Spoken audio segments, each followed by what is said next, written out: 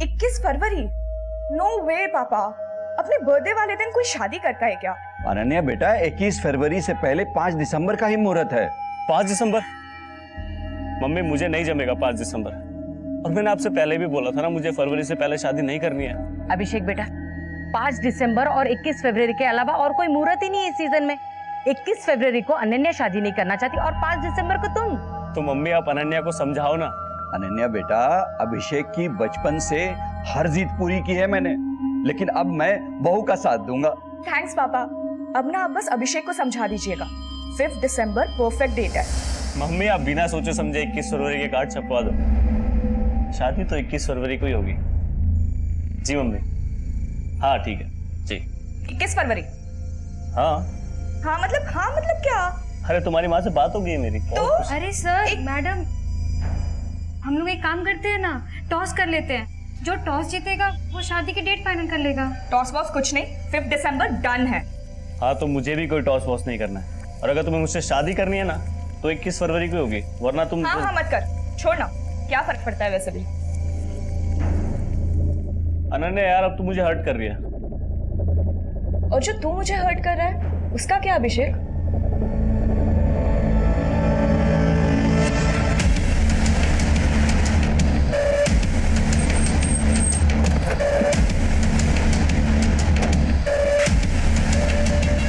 Sir इस तरह sir, लाश को देख के लग रहा है कि 2 मर्डर हुए हैं, लेकिन बॉडी एक ही मिली है। मतलब इधर आइए सर, पीछे हटिए। सर किसी लड़की का है और धड़ किसी बुजुर्ग आदमी का। लड़की के कटे हुए सर को किसी आदमी के धड़ से जोड़ा गया है और लड़की के कटे हुए सर को चश्मा बना दिया गया। आसपास में ना तो किसी आदमी का सर मिला है और ना ही किसी लड़की का धड़। इस तरह का क्राइम सीन क्रिएट करके क्रिमिनल साबित क्या करना चाहता है? चश्मा निकालो। जच रहा है नहीं यहाँ पे बात? हाँ, चश्मा तो बढ़िया है। कितने का है? एक लेंगे तो 200 रुपए, और अगर 2 लेंगे तो 300 रुपए। आप एक काम कीजिए, आप अंकल के लिए भी ले लीजिए, फिर आपको फायदा हो जाएगा 100 रुपए का।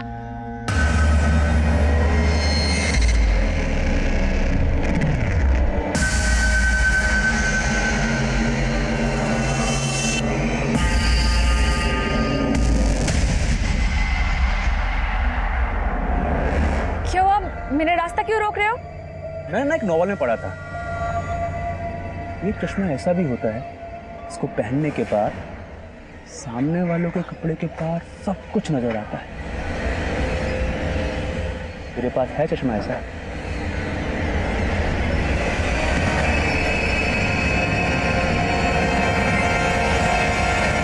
सर, लड़की के सिर और आदमी के धड़ के बीच में ये लकड़ी का टुकड़ा धंसा हुआ मिला था। मतलब इस लकड़ी के सपोर्ट से दोनों लाशों को जोड़ा गया है। अच्छा डॉक्टर, लड़की के सिर और आदमी के धड़ को देखकर इन दोनों की उम्र का क्या अंदाजा लगाया जा सकता है? सर, लड़की की उम्र करीब 25 से 30 साल के बीच रही होगी और आदमी की उम्र करीब 55 साल से ऊपर रही होगी। एक 25 से 30 साल की औरत और लगभग 55 साल के आदमी के बीच ऐसा क्या ताल्लुक रहा होगा कि इन दोनों को मारकर इनकी लाश को जोड़कर ऐसा दिखाने की कोशिश की गई है कि ये एक ही लाश है, और ऊपर से वो काला चश्मा। सर सब कुछ चौंकाने वाला है। ऐसा क्राइम तो कोई सरफरा ही कर सकता है। सिर्फरा नहीं, ये किसी बहुत ही दिमागदार आदमी का काम है, जिसने 2 मर्डर करके जानबूझकर ऐसा क्राइम सीन क्रिएट करने की कोशिश की है कि हम मर्डर के मोटिव को लेकर शुरुआत से कंफ्यूज हो जाए। विकास, इन दोनों के बाकी के बॉडी पार्ट ढूंढने पर जोर दो और पता करो कि 25 से 30 साल की औरत और लगभग 55 साल के आदमी की कहीं मिसिंग कंप्लेन फाइल है क्या? Okay sir. हाँ अंकल, कुछ पता नहीं चल रहा अंकल। ना अनन्या मैडम का फोन लग रहा है, ना अभिषेक सर का। संगीता बेटा, अभिषेक और अनन्या के दोस्तों से मालूम किया कि वो दोनों कहाँ गए थे? हाँ अंकल, सबको फोन किया लेकिन दोनों को कोई खबर नहीं है। अब अंकल, वो अनन्या मैडम की मम्मी का फोन आ रहा है पीछे से, वो भी बहुत परेशान है। मैं आपको फोन करती हूँ 2 मिनट में। ठीक है बेटा।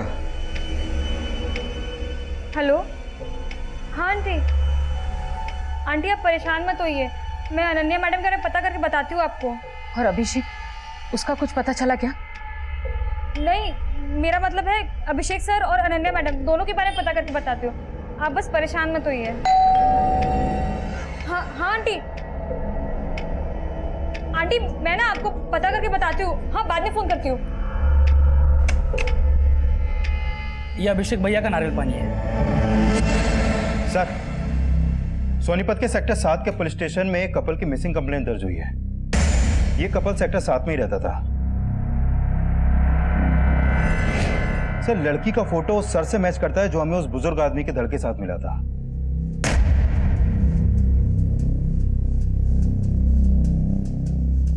लेकिन इस लड़की के कटे हुए सर के साथ जो हमें जुड़ा हुआ धड़ मिला था, तो ये धड़ तो किसी बुजुर्ग आदमी का था। ये लड़का और लड़की लगभग दोनों सेम एज के लग रहे हैं, तो फिर ये धड़ किस बुजुर्ग आदमी का है? सर, फिलहाल ऐसा कुछ पता नहीं चला है कि इनके साथ कोई बुजुर्ग आदमी भी गायब हुआ था।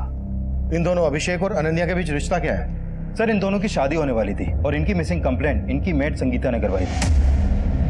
क्योंकि अनन्या की मां बंगाल में रहती है और अभिषेक के पेरेंट्स पंजाब में। इनके घर की चाबी इनकी मेड संगीता के पास रहती है। उस एरिया के पुलिस स्टेशन से कांटेक्ट करो, हमें उस मेड संगीता से मिलना है। Okay sir.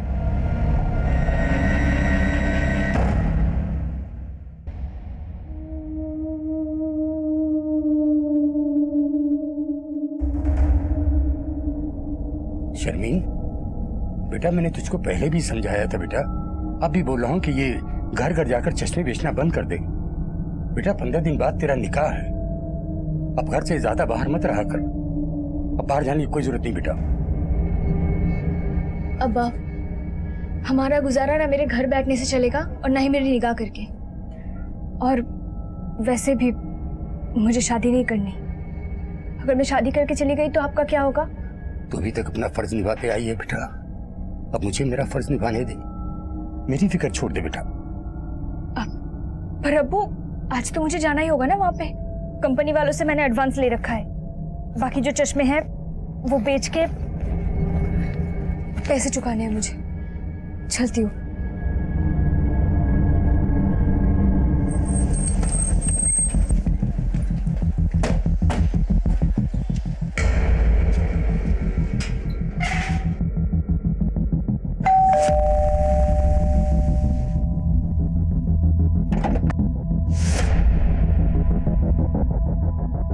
हमें अनन्या का कटा हुआ सर मिला है।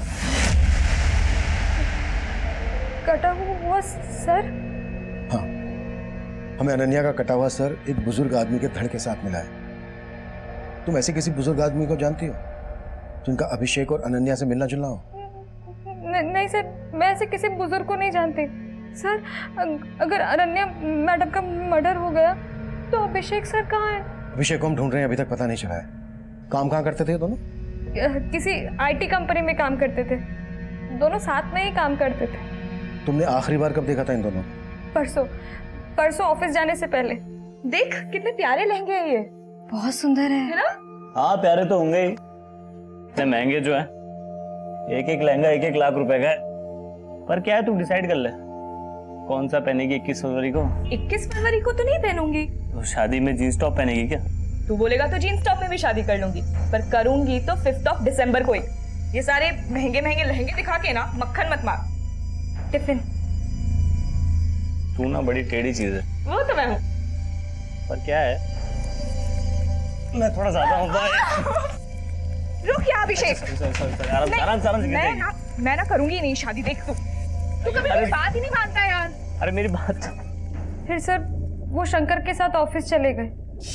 ये शंकर कौन है? शंकर ऑटो वाला है साहब। वो अभिषेक सर ने ना एक ऑटो वाला फिक्स कर रखा था। वो सुबह उनको ऑफिस छोड़ता था और शाम को ऑफिस से लेकर आता था। कहाँ मिला ये शंकर हमें? वो तो नहीं पता, लेकिन सर मेरे पास उसका नंबर है। संगीता, तुम्हें किसी पर शक है जो ये सब कर सकता है? नहीं सर, मुझे कोई अंदाजा नहीं। अभिषेक और अनन्या शादी करने वाले थे। कब होने वाली थी इनकी शादी? सर इनकी शादी की ना 2 डेट निकली थी, एक 21 फरवरी और एक 5 दिसंबर। दोनों तय नहीं कर पा रहे थे कि उनको किस दिन शादी करनी है। अनन्या और अभिषेक ये डिसाइड नहीं कर पा रहे थे कि उनको कौन सी डेट को शादी करनी है, या फिर ये डिसाइड नहीं कर पा रहे थे कि दोनों को एक दूसरे के साथ शादी करनी है या फिर नहीं करनी है। सर, अभिषेक का गायब होना और अनन्या के सर के साथ किसी बुजुर्ग आदमी के धड़ का मिलना। सर, हो सकता है अभिषेक और अनन्या के बीच कुछ ठीक नहीं चल रहा हो और अभिषेक ये कांड करके कहीं गायब हो गया हो। हमें सबसे पहले ये पता लगाना है कि वो बुजुर्ग आदमी कौन था जिसका अनन्या के साथ मर्डर हुआ। अभिषेक और अनन्या के कॉल रिकॉर्ड्स चेक करो, शायद इनके कॉल रिकॉर्ड से इस बुजुर्ग आदमी का नंबर मिल जाए। इनकी मेड संगीता के बारे में सब कुछ पता करो, शंकर से भी मिलो। मैं इनके ऑफिस जाता हूँ, शायद वहां से पता चल जाए कि बुजुर्ग आदमी कौन था। Sure sir.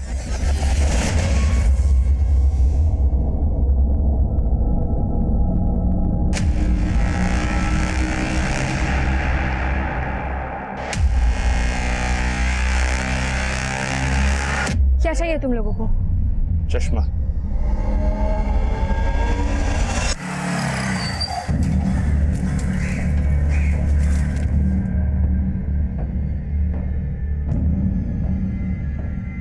हाँ साहब, संगीता सही बोल रही थी। मैं अभिषेक भैया और अनन्या भाभी को रोजाना ऑफिस छोड़ने जाता था और उस दिन भी मैंने उनको ऑफिस छोड़ा था।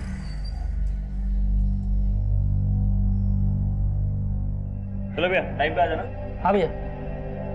लेकिन उस दिन तू उन्हें घर नहीं लाया था, कहाँ लेकर गया था उन्हें?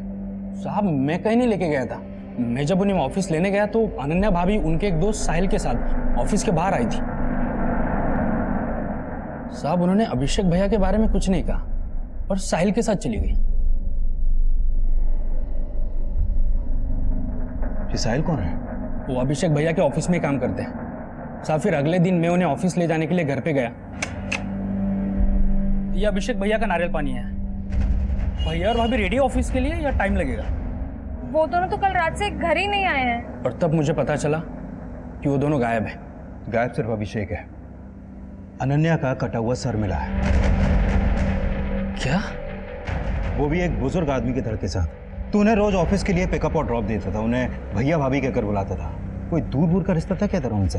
साहब हमारे बीच कोई रिश्ता तो नहीं है, लेकिन अभिषेक भैया बहुत अच्छे इंसान हैं। हमेशा दूसरों की मदद करने में आगे रहते हैं। साहब उन्होंने हमेशा मेरी मदद की है। वो मुझ जैसे रिक्शा वाले को क्या, हर किसी को आदर सम्मान देते हैं। तो तू किसी ऐसे बुजुर्ग आदमी को जानता है जैसे तेरे अभिषेक भैया सम्मान देते थे? नहीं साहब, मैं किसी ऐसे बुजुर्ग को नहीं जानता हूँ।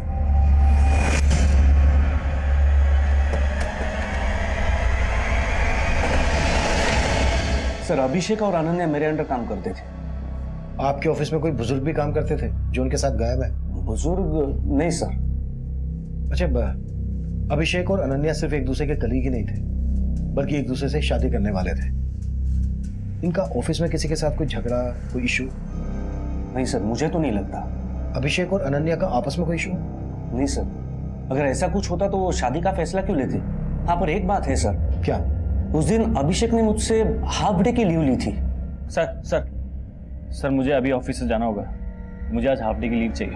क्यों, क्या बात है? उसने रीजन तो नहीं बताया, लेकिन वो हाफ डे में ही चला गया था। हमें पता चला है कि उस दिन अनन्या अपने कलीग साहिल के साथ गई थी। साहिल कहाँ है? साहिल ने तो जॉब छोड़ दी। साहिल ने जॉब छोड़ दी? हाँ सर, वो तो बेंगलुरु में शिफ्ट होने वाला था। जिस दिन उसका लास्ट डे था, उसका बर्थडे था, हमने सेलिब्रेट भी किया था। Happy birthday to you, happy birthday to you.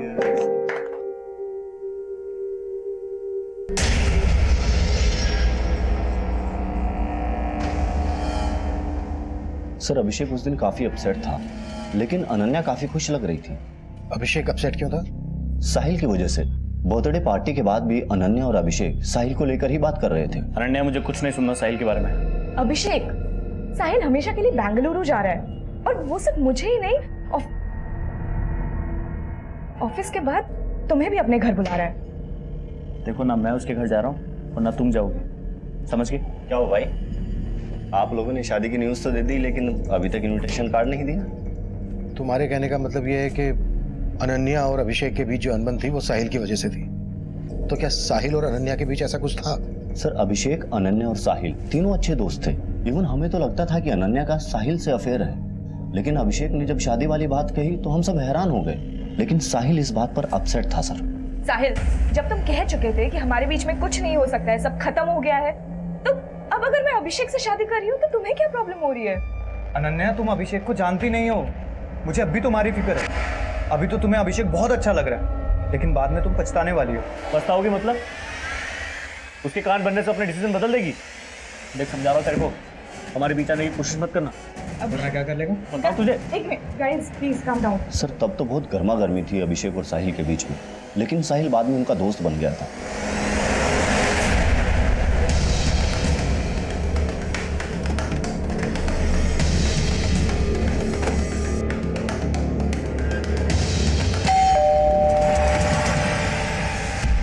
अंदर देखो विकास। सर आप क्या कर रहे हैं सर? तुझे अच्छे से पता है हम यहाँ क्यों आए हैं। अनन्या को क्यों मारा तूने? मैंने कुछ नहीं किया सर। तू आखिरी बार अनन्या के साथ देखा गया था? हाँ सर, ये बात सही है कि मैं अनन्या को यहाँ लेकर आया था, क्योंकि नेक्स्ट वीक मैं बेंगलुरु शिफ्ट हो रहा था, तो मैं एक पार्टी देना चाहता था, इसलिए मैंने अभिषेक और अनन्या दोनों को इन्वाइट किया था। अभिषेक के साथ तूने एक बुजुर्ग को भी इन्वाइट किया था। उस बुजुर्ग के धड़ के साथ हमें अनन्या का कटा हुआ सन मिला है। अब ये बोल अभिषेक को कहाँ गायब करके रखा है तुमने? पर सर अभिषेक तो यहाँ आए नहीं थे सर। सर उससे मैं लास्ट वीक ऑफिस में ही मिला था और हम यहाँ अभिषेक की वेट करते रहे। छोड़ो ना, अगर वो नहीं आना चाहता तो उसे फोर्स मत करो। पर फोन तो पिक करे यार, पता नहीं क्या हो गया है उसको। इसे इनसिक्योरिटी कहते हैं, इसलिए वो जलता है मुझसे। हम दोनों के बीच में जो भी था वो आज खत्म हो चुका है, लेकिन इस बात पर वो ट्रस्ट ही नहीं करना चाहता। शक करता है तुम पे, कल को और शक करेगा। और तुम उससे शादी करना चाहती हो। शादी का फैसला सोचकर करना। हेलो सर, एक मिनट।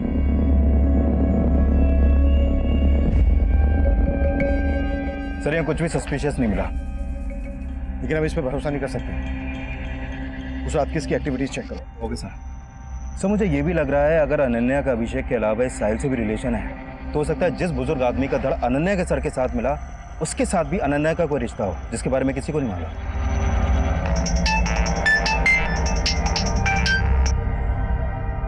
हाँ सोलंकी,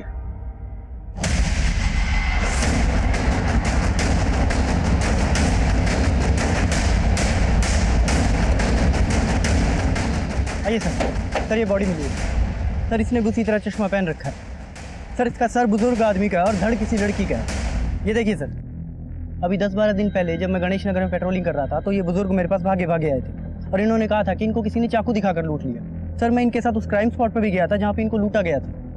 सर उस टाइम मुझे ये बुजुर्ग थोड़े अजीब लगे। मतलब अजीब क्या था इनमें? सर इनको अपने पर्स और चेन से ज़्यादा अपने चश्मे की फिक्र थी। चश्मे की फिक्र? देखिए, मुझे घड़ी चैन वगैरह कुछ अगर नहीं मिले तो चलेगा, लेकिन वो चश्मा मुझे मिलना चाहिए। सर उस टाइम ये थोड़े घबराए हुए लग रहे थे, तो मैं इनको इनके घर छोड़ा है। ये मेरा बेटा है। क्या हुआ? जी वो किसी ने इनको चाकू दिखा के लूट लिया। क्या? किसने लूट लिया? वो हम लोग पता लगा लेंगे। फिलहाल आप इनको अंदर लेके जाइए, बहुत घबराए हुए हैं। और आप थाने आइए, रिपोर्ट लिखवा के जाइए। सर फिर वो लोग रिपोर्ट लिखवाने आए नहीं। सोलंकी कोई रिपोर्ट लिखवाने नहीं आया तो तुमने अपनी तरफ से पता नहीं किया?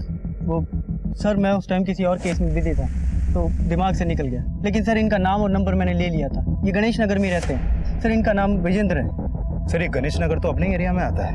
अगर वो धड़ विजेंद्र जी का है जो हमें 3 दिन पहले अनन्या के सर के साथ मिला, इसका मतलब इनकी मौत 3 दिन पहले ही हो गई थी। तो फिर विजेंद्र जी के घर वालों ने इनकी मिसिंग कंप्लेंट क्यों नहीं दर्ज करवाई? और ये सोलंकी बोल रहा है कि इन्हें अपने पैसे, चैन, इन सबसे ज्यादा अपने चश्मे की फिक्र थी। चश्मे की फिक्र? और दोनों क्राइम सीन पर हमें चश्मे मिले। Sir excuse me sir. Hello, ठीक है सर, अभिषेक और अनन्या के पेरेंट्स सोनीपत आ गए। विकास, तुम अनन्या और अभिषेक के पेरेंट्स और बाकी सबसे ही पता करो कि इन बुजुर्ग का अभिषेक और अनन्या से क्या कनेक्शन हो सकता है। मैं सोलंकी के साथ इनके घर जाता हूँ और वहां से इनका एक प्रॉपर फोटो भेजता हूँ तुम्हें। श्योर साहब।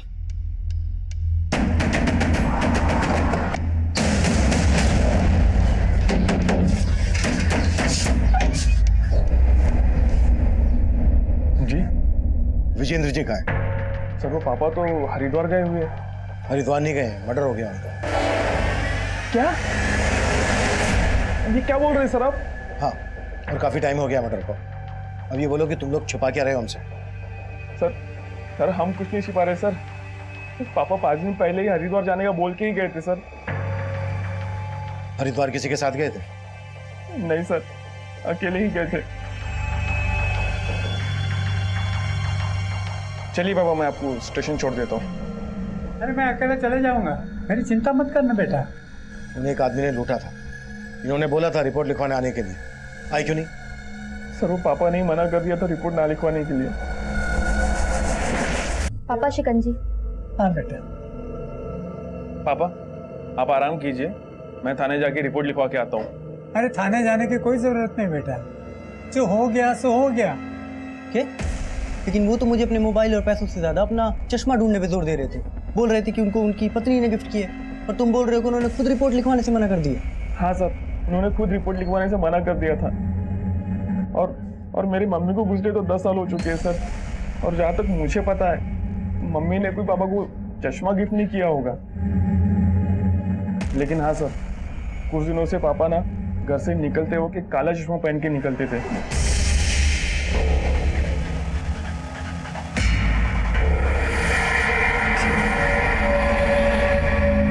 विजेंद्र जी की लाश हमें 2 लड़कियों के साथ मिली। अभी जिस लड़की के साथ लाश मिली उनकी, उस लड़की के धड़ के साथ उनका सर जुड़ा हुआ था। लेकिन इससे पहले जिस लड़की के साथ हमें उनकी लाश मिली, उस लड़की के सर के साथ विजेंद्र जी का धड़ जुड़ा हुआ था। और वो लड़की ये है, और इसका नाम है अनन्या। जानते हैं उसको? नहीं सर, मैं तो इसे नहीं जानता। ये विजेंद्र थे। इन्हीं के बॉडी पार्ट्स को अनन्या के बॉडी पार्ट से जोड़ा गया था। आप लोग जानते हैं ना? नहीं सर, मैं तो नहीं जानता, और हम तो यहाँ रहते भी नहीं। तुम जानते हो? नहीं सर, कभी विजेंद्र का नाम उनके मुंह से भी नहीं सुना, और ना ही इनके साथ कभी उनको देखा है। मुझे आपसे अकेले में कुछ बात करनी है।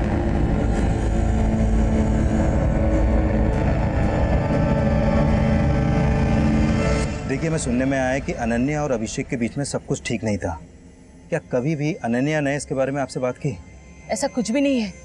वो लोग एक दूसरे से बहुत प्यार करते थे, बहुत खुश थे वो लोग। बल्कि आए दिन वो लोग मुझसे वीडियो कॉलिंग पे बात भी करते थे। माँ देखो, अच्छे है ना? और भी है, ये देखो, सब अभिषेक ने चूज किया है। ये कैसा लग रहा है? मैंने क्या क्या सपने देखे थे उन दोनों के लिए, और एक ही झटके में। लेकिन 21 फरवरी से प्रॉब्लम क्या थी अनन्या को, जो वो शादी नहीं करना चाहती थी? 21 फरवरी को अनन्या का बर्थडे है। वो अपना बर्थडे हमेशा स्पेशल तरीके से बनाती है, इसलिए वो उस दिन शादी नहीं करना चाहती थी, और कोई रीजन नहीं है। सर, 5 दिसंबर 2 ही महीने बाद है, और अभिषेक चाहता था कि उसको थोड़ा सा टाइम मिल जाए, ताकि वो इस किराए के घर को छोड़कर अपना घर खरीद ले और उसी घर में उसकी शादी हो। कोई घर वर देख रखा था अभिषेक ने? नहीं सर, अभी फंड्स कलेक्ट कर रहा था, और मैं भी उसकी उसमें मदद कर रहा था। लेकिन इसमें 2 राय नहीं है सर कि अभिषेक अनन्या से ही शादी करना चाहता था। अभिषेक और अनन्या के बीच में कोई मनमुटाव नहीं था सर।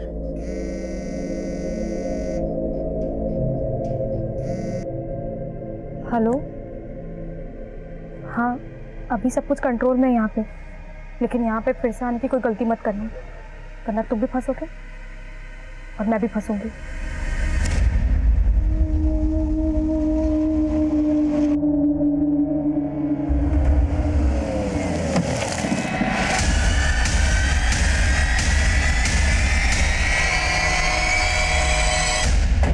सर, मुझे तो विजेंद्र जी के बेटे पे भी शक हो रहा है। सर, एक तो वो थाने में रिपोर्ट लिखवाने नहीं आया, ऊपर से बोल रहा है कि मेरे पिताजी हरिद्वार गए हुए थे। लापरवाही तुमसे भी हुई है। वो नहीं आए तो भूल गए उस चोर को जिसने विजेंद्र को लूटा था? सर, मैं गया था विजेंद्र जी के साथ उस जगह। सर, मैंने देखा था वहाँ पे कोई सीसीटीवी नहीं था। सर, विजेंद्र जी ने उस चोर का हुलिया बताया था। बोला था कि उसने अपना मुंह ढका हुआ था, उसकी आंखें भूरे रंग की थी। तो अब ढूंढो उस भूरी आंख वाले चोर को, शायद वहां से हमें कोई लीड मिल जाए, और इस बार कोई कोताही नहीं होनी चाहिए। जी सर। सर, अभिषेक और अनन्या के कॉल रिकॉर्ड में भी विजेंद्र जी का नंबर नहीं मिला, लेकिन दोनों के फोन मुरथल में बंद हुए। अभिषेक के फोन से लास्ट कॉल अनन्या को मुरथल से हुआ, और उसके बाद अनन्या का फोन भी मुरथल तक ट्रेवल हुआ, और फिर इन दोनों के फोन वहां पर बंद हो गए। हमें लाशें मिली गुहाना में और फोन बंद हुए मुरथल में।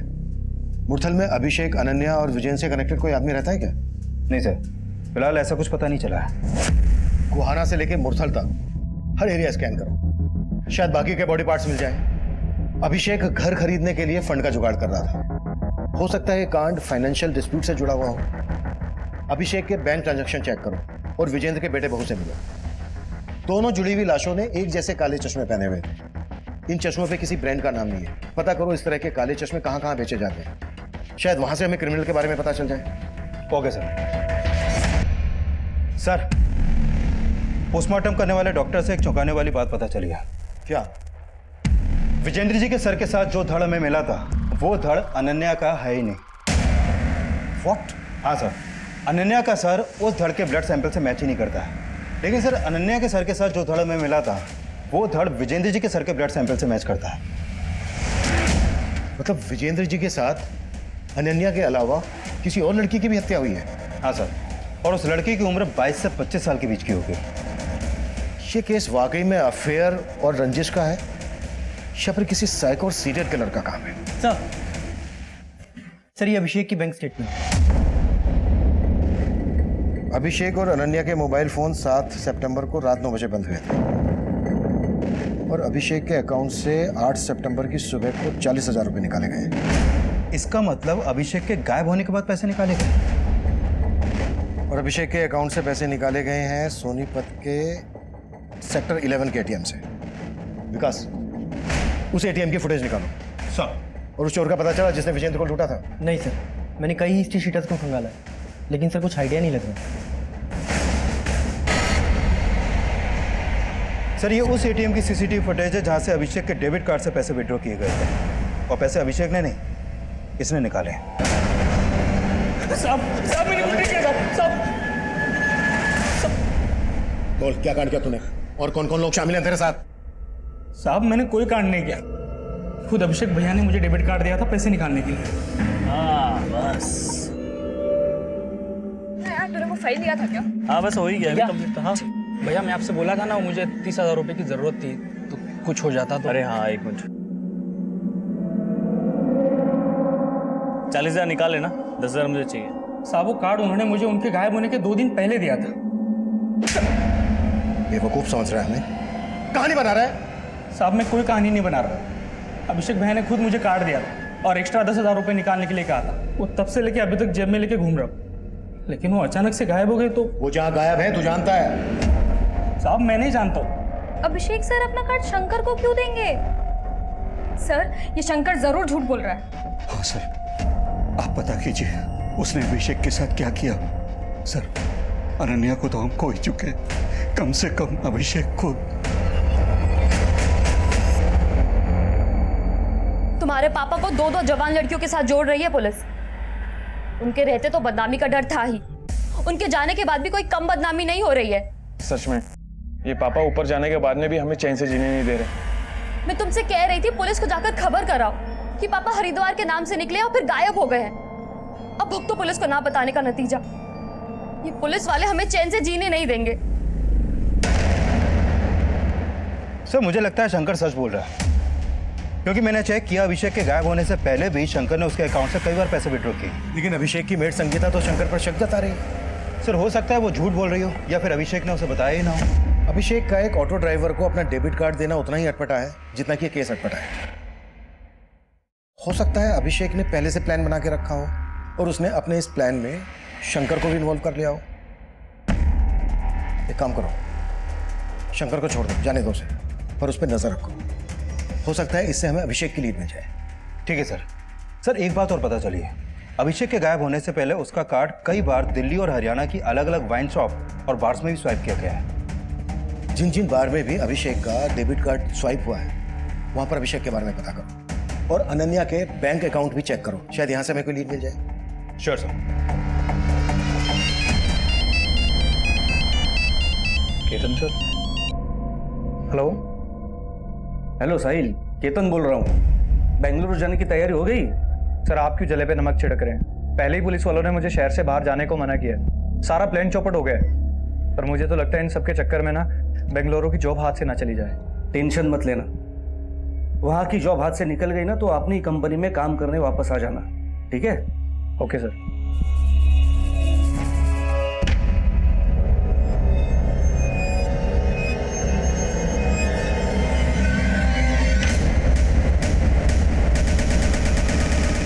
सर विजेंद्र जी के कॉल रिकॉर्ड में एक नंबर मिला है। ये नंबर इस गुलशन सोडी नाम के आदमी का है।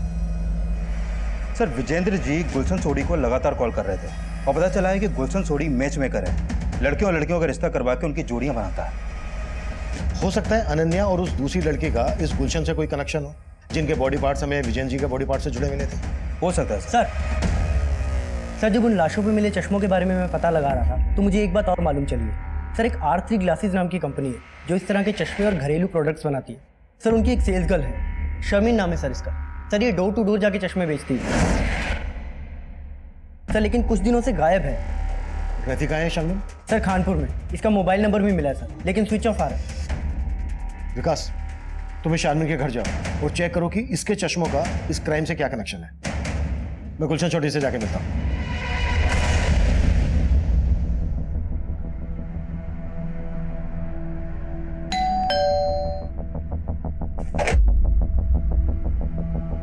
जी गुलशन चौधरी।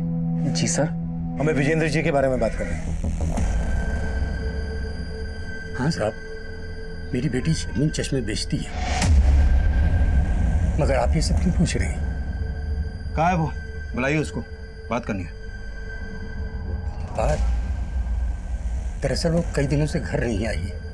अगर शर्मिन इतने दिनों से गायब है तो उसकी मिसिंग कंप्लेंट क्यों नहीं दर्ज करवाई आपने? साहब दरअसल 1 हफ्ते बाद उसका निकाह था, क्या अचानक वो गायब हो गई? उसको ढूंढते साहब, कहीं से उसको ढूंढते। जी वो विजेंद्र जी तकरीबन 3 महीने पहले मिले थे मुझे। दरअसल वो शादी करना चाहते थे। विजेंद्र जी शादी करना चाहते थे? हाँ जी। अच्छा, आपने उनका किसी के साथ रिश्ता करवाया था? जी मैंने उनको उनकी उम्र की काफ़ी सारी औरतों की फ़ोटोएं दिखाई थी। ये देखिए सर, ये सारी औरतें आपकी तरह सेकंड इनिंग की शुरुआत करना चाहती हैं। Second inning? नहीं नहीं नहीं नहीं नहीं, मैं ऐसे औरत से शादी करना चाहता हूँ जिसकी अभी तक शादी हुई ना हो। पर उनकी मांग जानकर मैं तो खुद परेशान हो गया। फिर मैंने उनको बताया कि जैसे कोई ऐसा रिश्ता आएगा तो फिर मैं आपको इन्फॉर्म कर दूंगा। हमें उनकी लाश 2 जवान लड़कियों के साथ मिली है। लाश? हाँ, और उनमें से एक लड़की ये थी। इसका नाम है अनन्या। आप जानते हैं इसको? जी नहीं, मैं नहीं जानता इसको। किसी दूसरी जवान लड़की के साथ रिश्ते की बात करवाई थी इनकी? सर जी कोई भला जवान लड़की इतने बुजुर्ग आदमी के साथ शादी क्यों करेगी? अच्छा, विजेंद्र जी शादी करना चाहते थे, ये बात उनके घर वालों को मालूम थी? नहीं जी, मुझे तो विजेंद्र जी अकेले मिलने आते थे। ये शर्मिन नाम की लड़की भी शादी करना चाहती थी। आप जानते हैं इसको? नहीं सर, मैं नहीं जानता। सर पापा इस उम्र में शादी क्यों करेंगे? जरूर आपको कोई गलत इन्फॉर्मेशन मिली है सर। तुम्हारे पापा गुलशन सोडी नाम के मैचमेकर से मिल रहे थे लगातार। ये गुलशन ही तुम्हारे पापा के लिए रिश्ते ढूंढ रहा था। ये सब झूठ है सर। पापा तो मम्मी से बहुत प्यार करते थे सर। देखो, अगर हमसे कुछ भी छुपा रहे हो तो सच बोल दो, वरना तुम्हें बहुत परेशानी होगी। हम आपसे कुछ नहीं छुपा रहे सर। जरूर ये मेरे पापा को बदनाम करने की चाल है। वो गुलशन आपसे झूठ बोल रहा होगा सर।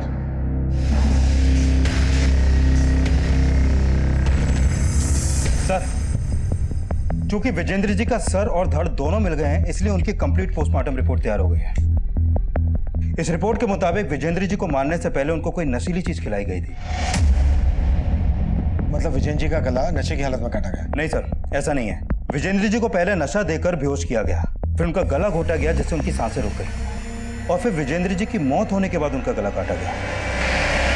सर, अगर विजेंद्र जी वाकई में शादी करना चाहते थे तो ये रिवर्स ऑनर किलिंग का भी तो एंगल हो सकता है। तुम्हारे कहने का मतलब यह है कि विजेंद्र जी के बेटे और बहू को इनका शादी करना शान के खिलाफ लगा हो सकता है सर, और विजेंद्र जी की बीवी आने से उनके बेटे बहू का उनकी जायदाद पे हक भी कम हो जाता। ये केस इतना अटपटा है कि समझ में नहीं आ रहा है कि इसमें कोई पर्सनल एंगल है या फिर कोई बहुत बड़ा गेम है।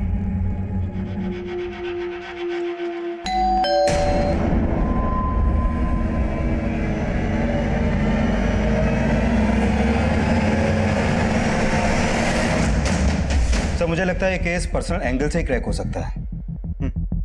अच्छा, मैं अनन्या के बैंक ट्रांजैक्शन चेक कर रहा था तो मुझे मिला कि उसके मर्डर से 10 दिन पहले उसके अकाउंट से 22,024 रुपए किसी सगमा एंटरप्राइजेस के नाम ट्रांसफर हुए थे। पता करो ये सगमा एंटरप्राइजेस क्या चीज़ बनाती है। Sure sir. सर अभिषेक जिन जिन बार्स में जाता था उनमें से एक की सीसीटीवी में कुछ मिला है। साथ इसमें 2 लड़के दिख रहे हैं, एक का चेहरा दिख रहा है और एक का नहीं दिख रहा है। सर दूसरे लड़के के बारे में हमें शंकर से पता चल जाएगा।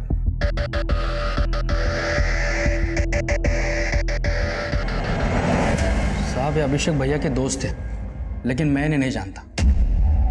तो खुद बैठ के इनके साथ पी रहा था और बोल रहा है तू इनको नहीं जानता? साहब तब मैं अभिषेक भैया को सिगरेट देने गया था। अरे भाई जैसा तुम्हारे। भैया आपका सिगरेट। हाँ तू भी बैठ जा। अरे नहीं भैया, मैं कैसे पी सकता हूँ, आपको घर पे छोड़ना है।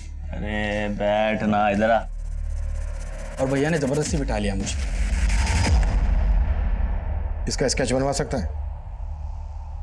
साहब पहले और आखिरी बार मिला था, कुछ याद नहीं आ रहा है। सोलंकी, इसकी याददाश्त चली गई है, जरा याददाश्त वापस लाने में इसकी मदद कर। साहब मुझे सच में नहीं मालूम है साहब सच कह रहा हूं साहब, मुझे नहीं मालूम। सर, अनन्या के बैंक अकाउंट से जिस संगमा इंटरप्राइजेस कंपनी को पैसे ट्रांसफर हुए थे, वो कंपनी सीसीटीवी कैमरा और हिडन कैमरा इंस्टॉल करने का काम करती है। मैंने उधर बात की तो पता चला कि अनन्या ने अपने घर में सीसीटीवी कैमरा नहीं बल्कि हिडन कैमरा इंस्टॉल करवाए थे। Hidden camera? हाँ सर, और वो कैमरे अनन्या ने खुद इंस्टॉल करवाए थे।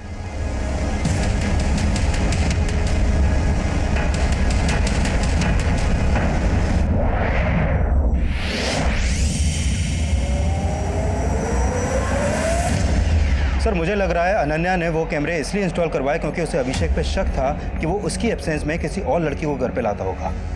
अभिषेक के घर जाकर वो हिडन कैमरास चेक करते हैं, उससे ये भी क्लियर हो जाएगा कि अनन्या ने वो कैमरास क्यों लगवाए थे। एक काम करो, जिसने वो कैमरा लगाए थे उसको वहीं बुला लो। Okay sir. विद्या जी, हम लोगों को पंजाब जाना बहुत ज़रूरी है और हम लोग चाहते हैं कि आप भी हमारे साथ चलें। नहीं, आप लोग अभिषेक के बिना पंजाब जा सकते हैं, लेकिन जब तक मेरी बेटी के लाश के बाकी हिस्से नहीं मिल जाते, मैं कहीं नहीं जाऊंगी।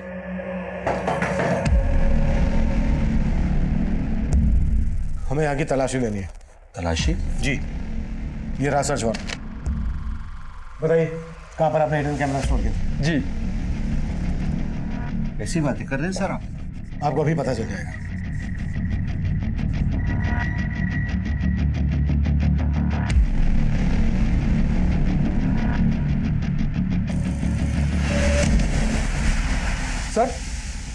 सर हमने जो कैमराज लगाए थे वो गायब है। उनकी फुटेज जरूर किसी पीसी या लैपटॉप में स्टोर की गई। कुछ मिला? पीसी या लैपटॉप? हाँ सर, ऊपर एक लैपटॉप है। चेक करो।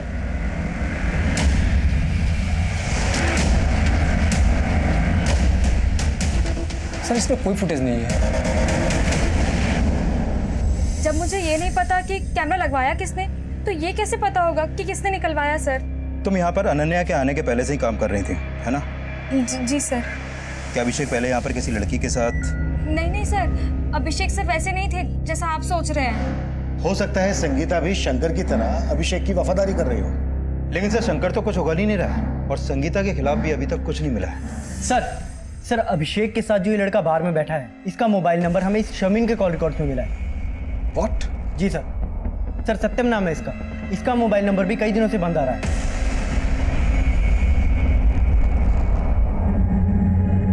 तो ये जो दूसरा आदमी है ये सत्यम से कनेक्टेड होगा और इन दोनों से हमें अभिषेक की लीड मिल सकती है। कहाँ रहता है सत्यम? सर खानपुर में, जहाँ पर शर्मीन का भी घर है।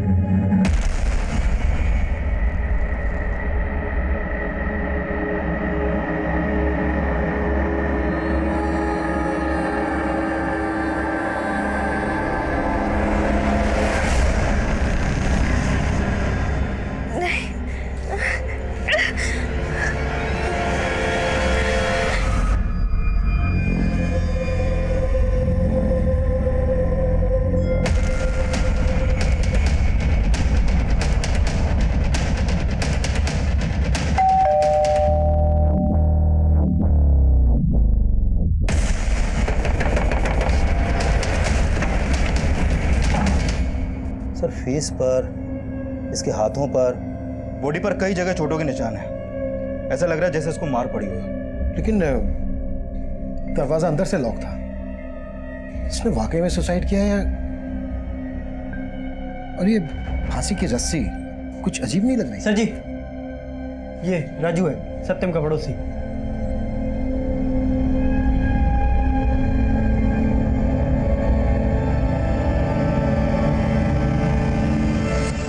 सत्यम के साथ यहाँ कौन कौन रहता था? सर सत्यम की एक माँ है जो यूपी में रहती है, वो यहाँ पे अकेले ही रहता था। सत्यम काम क्या करता था? वो जॉब करने आया था लेकिन उसे मिल नहीं रही थी, तो काफी परेशान था वो। अच्छा, सत्यम एक शारमीन नाम की लड़की के साथ काफी टच में था। ये है शारमीन, जानते हो इसको? सर जानता तो नहीं हूँ, लेकिन काफी बार इसे आते जाते देखा है यहाँ पे। सत्यम के साथ जो ये लड़का है इसका नाम है अभिषेक, और ये जो दूसरा लड़का है इसको जानते हो? शायद इसका भी आना जाना हो। नहीं सर, मैं इसके बारे में कुछ नहीं जानता। सर शामिन सत्यम को जानती थी और सत्यम अभिषेक को। कहीं ऐसा तो नहीं कि अभिषेक का शामिन से अफेयर हो, जिसके लिए अनन्या ने अपने घर में कैमरा इंस्टॉल करवाया और अब शायद शामिन अभिषेक के साथ गायब है। लेकिन शारमीन अभिषेक के साथ गायब है या अकेली गायब है, ये कंफर्म कैसे होगा? और इस सबके बीच में सत्यम की। विकास एक काम करो, अभिषेक के घर के रास्ते में जितने भी सीसीटीवी हैं खंगालो और शारमीन के अब्बू से अभिषेक और सत्यम के बारे में बात करो। Okay sir. नहीं साहब, मैं इनमें से किसी को नहीं जानता और मेरी बेटी का किसी के साथ कोई चक्कर नहीं था। अरे उसकी तो अभी शादी होने वाली थी। मेरी बच्ची को ढूंढने दीजिए साहब, उसने कुछ गलत नहीं किया है, लेकिन उसके साथ जरूर कुछ गलत हो रहा है। न जाने मेरी बच्ची कहाँ किस हाल में होगी। उसे सस्पेक्ट मानकर चल रहे थे, लेकिन वो इस केस में एक विक्टिम थी। वहीं सत्यम तब हमारे सामने इस केस में एक विक्टिम बनकर आया था। उसकी मौत संदिग्ध हालत में हुई थी। सत्यम की लाश जिस रस्सी से लटकी हुई मिली थी, वो रस्सी हमारा ध्यान खींच रही थी। आदमी औरत की जुड़ी हुई लाशें, काला चश्मा और वो रस्सी। इस केस में सब कुछ विचित्र था और ये सिलसिला थमने का नाम नहीं ले रहा था। और इन विचित्र पहेलियों में एक और पहेली जुड़ने वाली थी। सर अभी तक हम मान रहे थे कि 3 मर्डर हुए हैं और हमें अनन्या के धड़ और एक लड़की के सर की तलाश थी, लेकिन यहाँ पर तो लड़की के सर के साथ साथ एक और लड़के का धड़ मिला। ये देखिए सर। चश्मा निकालो। 4 मर्डर हो गए, वो भी जुटने से। विकास, हमें जल्द से जल्द कुछ करना होगा, नहीं तो ऊपर जवाब देना मुश्किल हो जाएगा। सर अनन्या के अलावा लड़की का सर तो मिला है। हो सकता है ये सर उसी लड़की का हो जिसका धड़ हमें मिला था, जिससे उसकी पहचान हो जाए। धड़ किसी जवान आदमी का लग रहा है। हाँ सोलंकी। सर, अभिषेक के घर के पास वाले सीसीटीवी में मुझे शर्मीन या कोई और लड़की तो नहीं दिखाई दी है, लेकिन हाँ सर, एक लड़का दिखाई दे रहा है जो मुझे सस्पिशियस लग रहा है। ये देखिए सर, ये रास्ता अभिषेक के घर की तरफ जाता है और अभिषेक और अनन्या के गायब होने के पहले ये लड़का लगभग रोजाना अभिषेक के घर की तरफ जाता था और कई घंटों बाद लौटता था।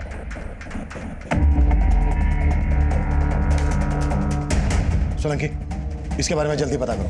सर। विकास, सत्यम के कॉल रिकॉर्ड्स चेक करो और पता करो कि उसके कॉल रिकॉर्ड्स में इस लड़के की शक्ल वाले किसी आदमी का नंबर है क्या। हो सकता है ये लड़का वही हो जो बार में अभिषेक और सत्यम के साथ बैठा था। Okay sir. हाँ सर, इस लड़के को मैंने एक आध बार अभिषेक के घर से निकलते हुए देखा था और जब उस दिन वो अभिषेक के घर से जब बाहर निकल रहा था तो अभिषेक की मेड ने दरवाजा बंद किया था। मैं बताती हूँ सर। सर वो खेमचंद है। तेरा और खेमचंद का इस कांड से क्या लेना देना है? कोई लेना देना नहीं है सर, वो बस मेरा बॉयफ्रेंड है सर। बॉयफ्रेंड?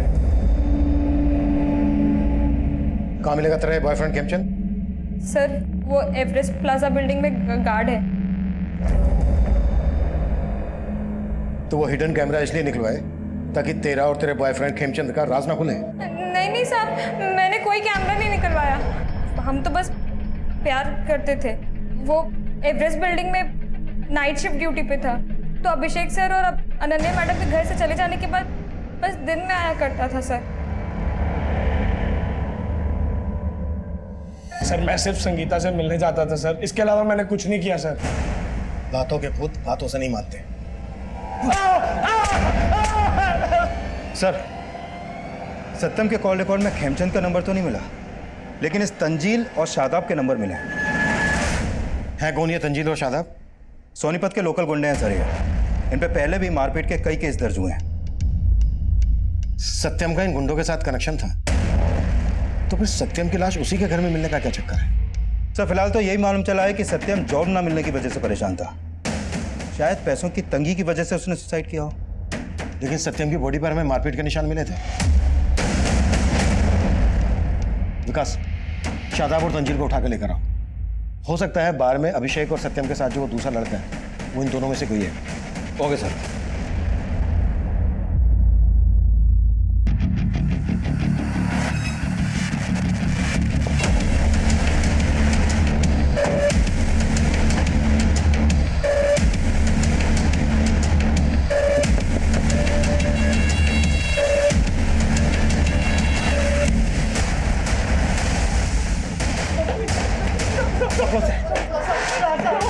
लेके चलो।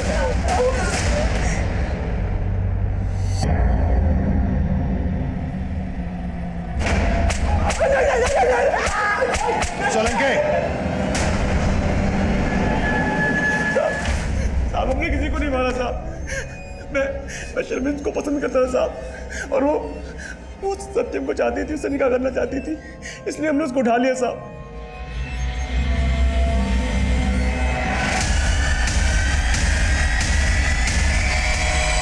इधर हमने शर्मिन को उठाया और उधर सत्यम की कुटाई की। साले, हमारे धर्म की लड़की के साथ निकाह करेगा तू? तू निकाह करेगा? तू निकाह करेगा? सत्यम नहीं माना तो उसे मार के फांसी पर लटका दिया। फांसी नहीं साहब, हम सिर्फ उसको फोन करके धमकी दिया करते थे, और जब वो नहीं माना तो बस उसकी पिटाई की और कुछ नहीं किया साहब। ये सब तुमने शारमिन के अब्बू के कहने पे किया ना? क्योंकि उन्हें पता चल गया था कि सत्यम और शारमिन का अफेयर चल रहा है। नहीं सर, शारमिन के अब्बू तो उसका निकाह किसी और से कराना चाहते थे, और शर्मिन को मैं पसंद करता था, इसलिए शर्मिन को मैंने निकाह के लिए बोला था। सत्यम को भूल और मुझसे निकाह कर ले। प्यार करती हूँ मैं उसे। दूसरे धर्म का है वो। तेरा निकाह मुझसे होगा, नहीं तो मैं किसी से नहीं होने दूंगा। समझी? सोलंके, तंजील और शादाब ने जो बयान दिए थे, उनके बयान से इन जुड़ी हुई लाशों के राज नहीं खुल रहे थे। और शारमिन से हमारा बात करना इसलिए भी जरूरी था क्योंकि शारमिन जिस तरह के काले चश्मे बेचा करती थी, उसी तरह के काले चश्मे इन जुड़ी हुई लाशों ने भी पहने हुए थे। लेकिन तंजील और शादाब की हैवानियत का शिकार होने के बाद फिलहाल वो इस कंडीशन में नहीं थी कि बयान दे सके। अब इस केस में एक नया सिरा खुलने वाला था, और ये सिरा हमारी इन्वेस्टिगेशन की नई दिशा तय करने वाला था। सर, जिस दूसरी लड़की का सर में मिला था, उसको इस गुलशन के एक पड़ोसी ने आइडेंटिफाई किया है। सर, उस आदमी ने बताया कि उसने इस लड़की को गुलशन के घर में कई बार जाते हुए देखा है, और सर विजेंद्र जी का बेटा नमन भी कुछ दिन पहले गुलशन के घर में देखा गया।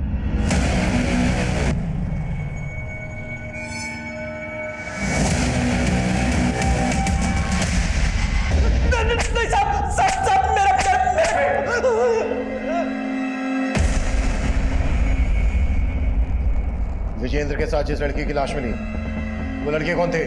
जी वो मेरी भतीजी स्वीटी थी। दरअसल विजेंद्र उससे शादी करना चाहता था, और विजेंद्र की ख्वाहिशें देखकर मैंने एक प्लान बना लिया। क्योंकि विजेंद्र के नाम काफ़ी जमीन जायदाद थी, तो मैंने सोचा कि स्वीटी की उससे शादी करवा दूंगा, और विजेंद्र जब अपनी मौत मरेगा तो सारा कुछ उसके नाम हो जाएगा। इसलिए स्वीटी को सोनीपत बुलाकर मैंने ये जाल बुन दिया।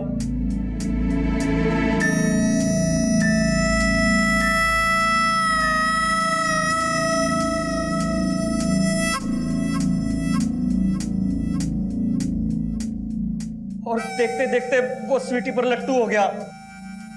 वो उसको घुमाने लगी, और पिछले दिनों वो स्वीटी को पार्टी पर भी लेकर गया था।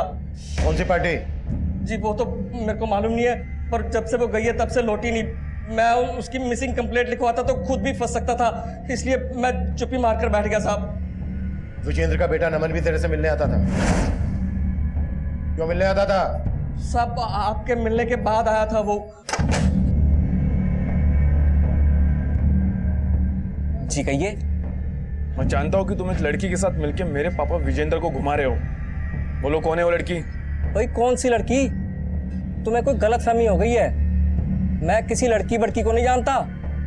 मैंने उसको झूठ बोला था क्योंकि साहब मैं डर गया था कि वो आपको कुछ बता ना दे। सर मुझे नहीं मालूम कि मेरे पापा किसी लड़की से मिल रहे थे। जब आपने मुझे गुलशन के बारे में बताया तब मैं वहाँ गया, और जानना तो जरूरी था ना सर कि वो लड़की कौन थी, जिसके चक्कर में मेरे पापा को लेकर लोग तरह तरह की बातें बना रहे थे। और इसी लोग लज्जा से बचने के लिए तूने अपने पापा और उस लड़की को? नहीं सर, मैंने ऐसा कुछ नहीं किया। गुलशन ने हमें बताया कि तेरे पापा स्वीटी के साथ एक पार्टी में गए थे। इस बारे में कुछ जानता है? पार्टी? हाँ। नहीं सर, पापा तो मुझे हरिद्वार जाने का बता के गए थे।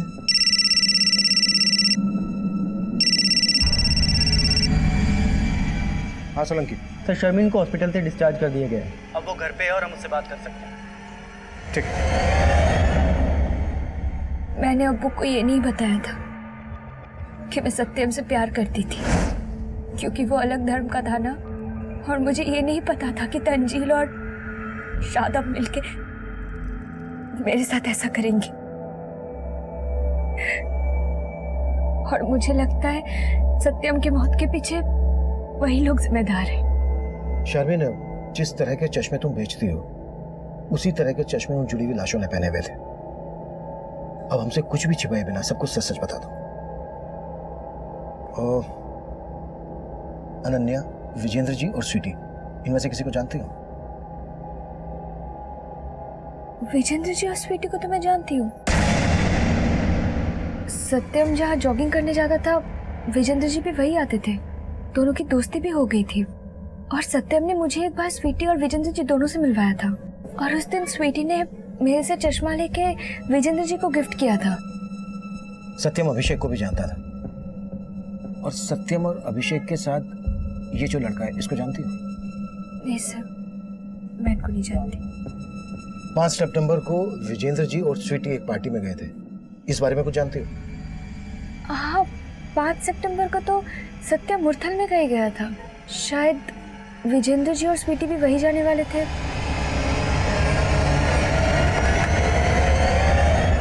सर, अनन्या और अभिषेक का फोन भी मुरथल में ही बंद हुआ था और विजेंद्र जी, स्वीटी और सत्यम भी मुरथल ही गए थे। शायद वो पार्टी मुरथल में ही हो। लेकिन गुहाना में लगभग 15-15 किलोमीटर की दूरी पर हमें सबकी लाशें मिली, और मुरथल में सब क्यों और किस वजह से इकट्ठा हुआ? सर, हो सकता है अभिषेक ने इन सबको वहां पर इकट्ठा किया हो। पर किस मकसद से? और ऐसी भी क्या पार्टी हुई जिसमें सबके सब मारे गए और सबकी लाशों को जोड़कर उन्हें काले चश्मे पहना दिए गए? सत्यम ने सुसाइड कर लिया, वो भी इस अनोखी सी दिखने वाली रस्सी से लटक कर। और सर, अभी तक हमें यह भी नहीं पता चल पाया है कि स्वीटी के सर के साथ जो धड़ हमें मिला था वो किस लड़के का था। हमें कैसे भी करके उस लड़के का सर और अनन्या के धड़ का पता करना है। गुहाना से लेकर मुरथल तक पूरा एरिया स्कैन करो और पता करो ये सब के सब कौन सी जगह पर मिले थे। Okay sir.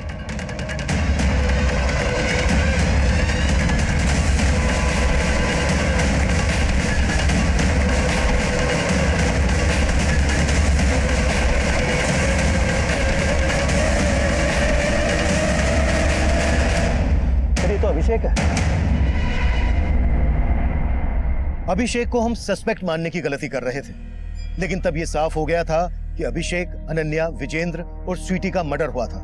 और सत्यम की पोस्टमार्टम रिपोर्ट से भी यह साफ हो गया था कि सत्यम ने सुसाइड किया था।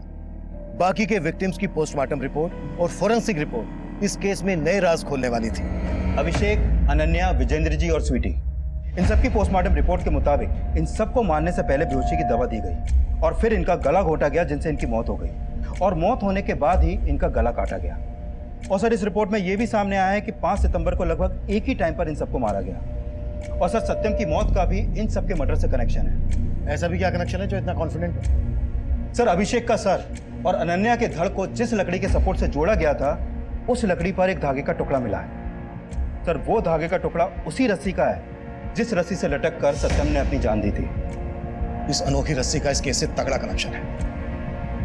विकास, पता करो कि इस तरह की रस्सी कहां-कहां मिलती है। I am very much sure वहां से इस केस की लीड जरूर मिलेगी। Okay sir.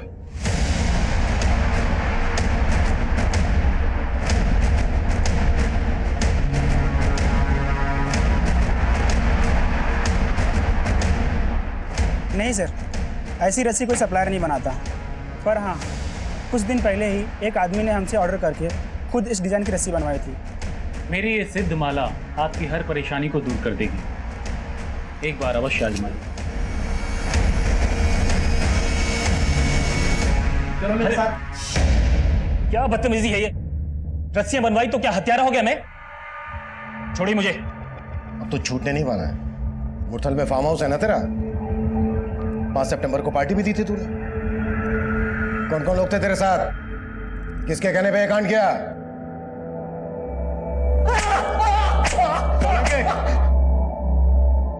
बता दो। सब सिर्फ सत्यम ही नहीं, मैं भी तंगी से बहुत परेशान था। मेरे घर पे प्रेग्नेंट बीवी थी और गांव में सत्यम की बूढ़ी माँ। साहब, हमें जॉब नहीं मिल रहा था। हताश होकर एक दिन हम एक बार में गए। वहाँ हमारी मुलाकात अभिषेक से हुई। वो अक्सर उस बार में आता था। बहुत ही जिंदा दिल आदमी था साहब वो। जब हमने अपनी तकलीफों के बारे में उसे बताया तो वो बोला, देखो तुम दोनों फिक्र मत करो, मेरे अच्छे कॉन्टैक्ट से मैं तुम दोनों की जॉब लगवा दूंगा। सिर्फ कुछ ही मुलाकातों में अभिषेक ने सिर्फ अपने बारे में ही नहीं, अपने बीवी अनन्या के बारे में भी सब कुछ बता दिया था। उसने पैसों से भी हमारी काफ़ी मदद की थी साहब। जगह जगह जॉब इंटरव्यूज के लिए भेजा, लेकिन हमारी किस्मत खराब थी साहब। कुछ काम ही नहीं मिला हमको। फिर हमें लगा हमारा ग्रह नक्षत्र खराब है। फिर हम एक बाबा के पास गए। तंत्र शास्त्र में कुछ भी असंभव नहीं है, कुछ भी। मैंने वर्षों तंत्र विज्ञान के एक नुस्खे पे काम किया है और उस नुस्खे से मैं तुम्हें एक ऐसी चीज दे सकता हूँ जिसे अपने पास रखने से तुम्हें नागमणि रखने से भी ज्यादा लाभ होगा। सर बस मुझे नौकरी और मेरा प्यार शर्मिन मिल जाए, उसके लिए मैं कोई भी उपाय करने के लिए तैयार हूँ। हाँ ये सच है, मैंने ही राजू और सत्यम से कह के 2 सच्चे प्यार करने वाले जोड़ों को वहां बुलवाया था। सर मैं अभिषेक को जानता था, मालूम था कि वो अनन्या से सच्चा प्यार करता है। वहीं सत्यम की पहचान विजेंद्र अंकल से थी, वो भी किसी जवान लड़की के प्यार में पागल थे।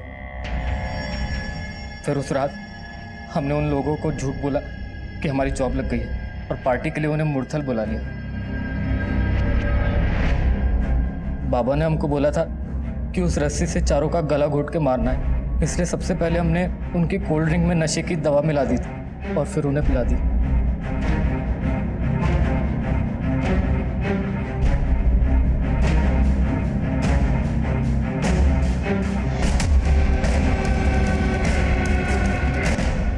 बहुत अच्छे, अब तुम दोनों मिलकर इन सबके शरीर से इनका सर अलग कर दो और उसके बाद जोड़ियां बनाओ प्रेमी और प्रेमिका की। प्रेमी का सर उसकी प्रेमिका के शरीर से लगाओ और प्रेमिका का शरीर उसकी प्रेमी के सर से, और उसके बाद तुम अपनी प्रेमिका की कोई प्यारी निशानी इन सब के ऊपर रखो। वो शर्मिन चश्मे बेचती है, मैं ना 4 काले चश्मे लाया हूँ, अगर आप कहें तो पहना दूं मैं? हाँ ये उचित रहेगा। और उसके बाद इन सब के शरीर को उत्तर दक्षिण पूरब पश्चिम चारों दिशाओं में अलग अलग स्थान पे फेंक के आओ। मैं तब तक इस यज्ञ की रस्सी को पवित्र करता हूं।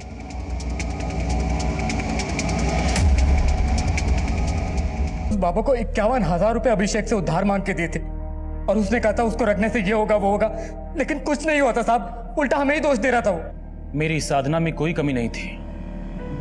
पहले तो मुझे लगा था शायद उनके प्रेम में कोई त्रुटि थी, उनका प्यार सच्चा था ही नहीं, शायद इसलिए मेरी रस्सी का असर नहीं दिखा। लेकिन बाद में पता चला उन मूर्खों ने प्रेमी प्रेमिका की जोड़ियां ही गलत बनाई थी। उसने तो अपना पल्ला झाड़ दिया और हम इतना सब कुछ करने के बावजूद वही के वही थे। ऊपर से तंजील और शादाब शर्मिन को उठा के ले गए थे। सत्यम बहुत टूट गया था अंदर से साहब।